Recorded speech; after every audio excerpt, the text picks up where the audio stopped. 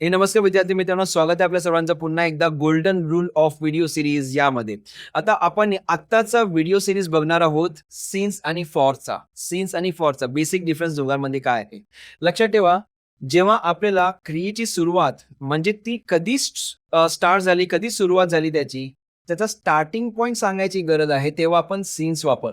जसं की सिन्स 1990 कधी सुरुवात झाली, 1990 म्हणून. ठीक आहे. मंडे, सिन्स मंडे कधी सुरुवात झाली, सोमवारी मंडे.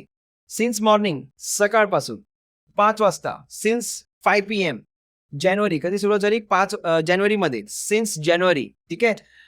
त्यासाठी आपण वापरतो सिन्स, जेव्हा आपल्याला स्टार्टिंग पॉइंट माहिती आहे आणि तो आपल्याला एक्सप्रेस करायचा आहे. वेरॅज फॉर कधी वापरतो, जेव्हा आपल्याला क्रियेचा एकूण कालावधी ड्युरेशन सांगायचा असेल तेव्हा आपण फॉर वापरतो. फॉर एक्झाम्पल 2 इयर्स मी तिथे राहायला होतो. ठीक आहे. फॉर 2 इयर्स कधी, फॉर 2 इयर्स 2 वर्ष. 3 डेज, फॉर 3 डेज मी पिकनिकला जाणार आहे. किती दिवस, 3 दिवस. For 3 days. 5 hours मी अभ्यास करतोय. I have been studying for 5 years. 5 तास मी अभ्यास करतोय. A long time, for a long time. मी बऱ्याच वेळेसाठी तिकडे गेलोय. For a long time.